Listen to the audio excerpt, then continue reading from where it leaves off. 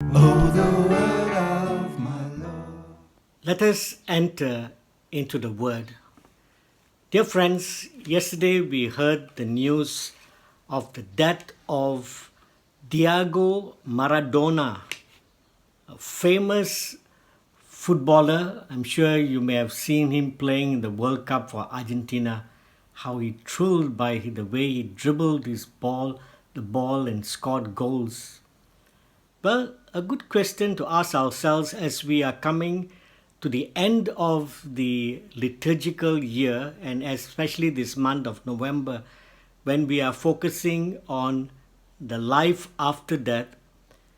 A good question to ask ourselves: where is Maradona today? Will he be in heaven? Will he be in hell? Well, we do not know, only God knows. But interestingly, today's first reading and the gospel connects us to heavenly realities. And in the first reading, we see this phrase of our names written in the book of life. Next, I saw a large white throne and the one who was sitting on it. The earth and the sky fled from his presence, and there was no place for them.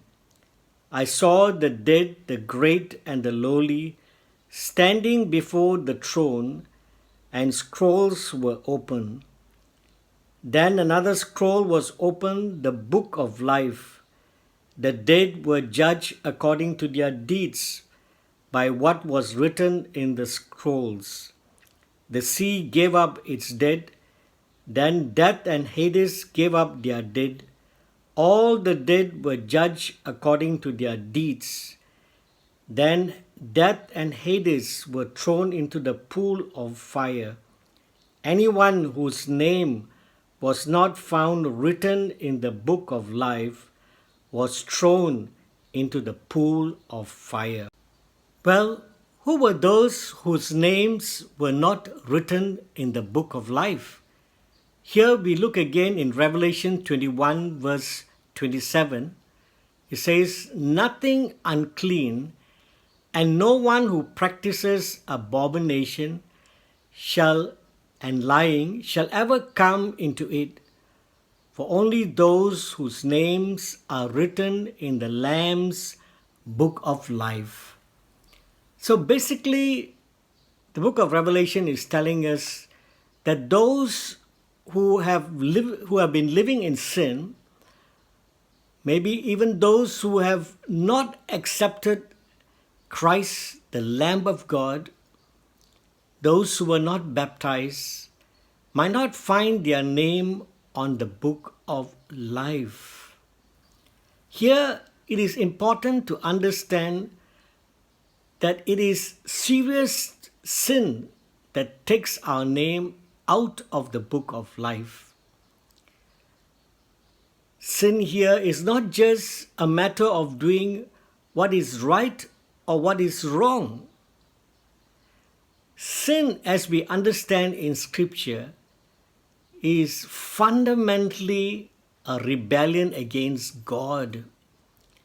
Meaning, do we acknowledge God in our life? Are we walking with God? Do we have a relationship with God? In the gospel today, Jesus speaks about the kingdom of God is near, meaning God is active in this world. Here in the gospel is speaking about God coming to judge Jerusalem and destroy the temple of Jerusalem.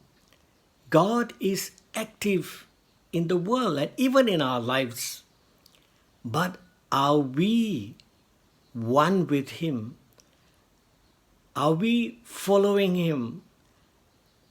Are we doing good, right, because of our relationship with God? Well, the church teaches us that not only those who are baptized will enter heaven, even non-Christians have the opportunity. Here we have the quote from the Vatican document where it says, "Those who through no fault of their own do not know the gospel of Christ or his church, but who nevertheless seek God with a sincere heart and moved by grace, trying in their actions to do his will as they know it through the dictates of their conscience, those too may achieve eternal salvation." So 2 points here in this Vatican document. One is, through no fault of their own, they did not get the opportunity to know the gospel of God, the good news of Christ. And secondly, they sincerely tried to follow God. But here in following God, it says here that they were able to follow God because of the work of grace in their life. Meaning, in order to experience grace, we have to be open to God's action in our life.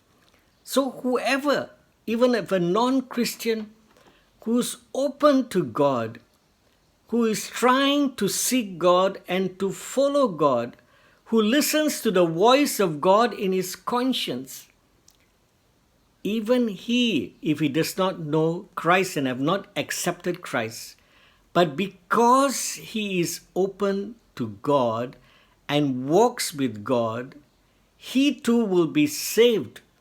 But of course, ultimately, anyone is saved because of what Jesus did on the cross.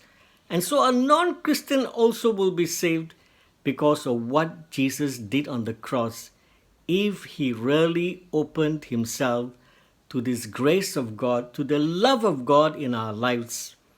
Brothers and sisters in Christ, as we come to the end of this liturgical year, let us ask ourselves throughout this year, have we been open to the grace of God, to the love of God? Have we been walking with God? Have we been trying to follow him? If we have been doing all these things, we have no worries. We don't have to fear because our names are still recorded in the book of life, and we can be confident that one day we will be with God when we die. God bless.